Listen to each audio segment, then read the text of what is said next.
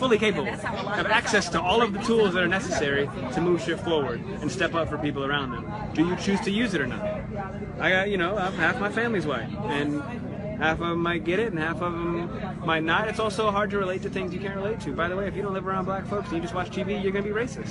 Yeah, be racist. I'm watching BET I'd be racist all the time. It's a mathematical equation. You and media and a fake ass history system that makes you believe that white people created any of this makes you think that black people ain't worth the damn. Of course, that's the way the algorithm works. So you need to put an effort forth, just like what was happening in the gay rights movement. Back when I was a kid, everybody said FAG. You call it fag, whatever, because we didn't know anybody that was gay, and that's what people said.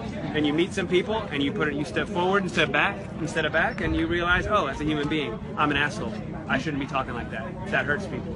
And you move forward. But we look how quickly the gay rights LGBT movement has moved forward. That also involves white folks, and gay people are part of your family, whereas black people aren't necessarily part of your family unless they are. We're 8% of the population, we're like 11% of the population, which is staggering considering how dominant we are, and that we are the most profitable export in this country, our culture and every single thing that we do. But that's how,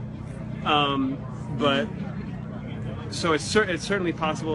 There's being biracial is a very interesting thing, but it also depends on where you're at, right? If you're in the suburbs, if you're in an urban area, if you're around people, if you're in a diverse, if you're on the subway train in New York, or you're driving alone in your car in LA and you ain't around people. It's exposure. All of this stuff comes with exposure, and a willingness to be able to talk about it without being. There's so many white folks here that are absolutely able to step forward and have the conversation without being fucking insecure about it. If it ain't you, what do they say? If I throw a rock into a crowd, the person that gets hit is the one that squeals. Don't be hit. If I'm not talking about you, if I'm talking about slavery, you ain't a slave master, then why are you stressing? Why do you think that it's so defensive? Like that, like I feel like, well, I'm speaking of my uncle in Because when you're privileged and you're a fucking spoiled brat, you complain about everything.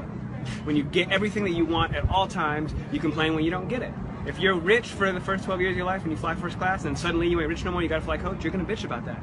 That's gonna be uncomfortable. Something was taken from you. The thing is that we ain't taking anything from anybody. We're not more violent than anybody. Fact. It's backed up by data. We're not more prone to misbehavior in school yet. We're brought directly into the prison system from suspensions, and suspension at an incredibly disproportionate rate. We're not more prone to crime. We are far more prone to poverty, and generational poverty is a very real thing. You can't corral an entire segment of the population into ghettos and away from the American dream and then wonder why it doesn't look like a Norman Rockwell painting. Why would it be? It's that you've decided that it can't be. Housing discrimination is the biggest fucking secret in this country. The suburbs were invented to uplift white America and to create a middle class and to subsidize upward mobility when it was against the law for black people to get those loans. Against the law for people to own property, actual deed to their homes. In Chicago, for example. I mean, Mr. Coates' article, reparations article, covers it wonderfully. I'm not saying anything that hasn't been said a million times already. But that's one of the major secrets of the 20th century. It's like understanding gun germs and steel, right? That's what really emboldened white supremacy to wonder why Europe was so dominant. Gun germs and steel is a very important text to understand the intersection of coincidence, right? And it's all, and why we think that it's okay to have a movie like fucking Exodus where white people look ridiculous dressed like Africans. We look ridiculous because we know it's make believe. But it's just a movie. It's just a movie. Nah.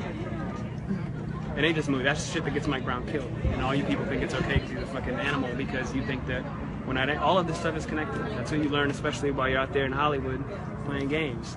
You know how many fucking jobs I have to turn down and how many people I have to fire because of the racist shit that I get offered? And I'm as white as you can get being a black person. That's true. I have a fucking struggle.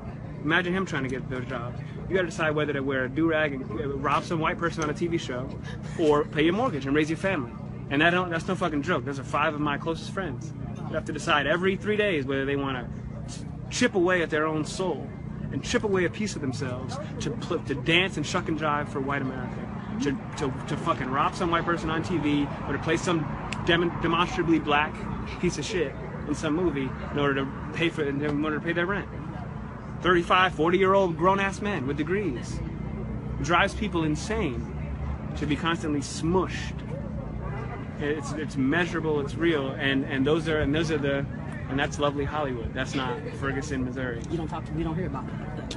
No, the young woman made wonderful points today. A struggle is stifling. You are suffocating. When you're suffocating, guess what? You can't breathe. When you can't breathe, you'll do anything for air. You know, that's why of course you're gonna poor people stealing. Is stealing bad or not? Because the whole the financial structure, Goldman Sachs just fucking destroyed this country and destroyed people's lives, real lives, taking their homes, and none of them are in jail. You don't know any of their names. You can't name one of them. So is stealing okay or not? It's a schizophrenic society where we're told violence is not okay, and Michael Brown is a thug because he muscled something in the store. Great, that's not great, but you just blew his fucking head off. So is violence okay or not? It's a very fair question to ask. Why do you think people deny the facts? Like, so many people are denying. It's not convenient. We're lazy. We do what we want. It's why you don't want to be forced to change. That's what the Republican Party is doing. We don't want to change. You're making us change. There's too many of you brown people around.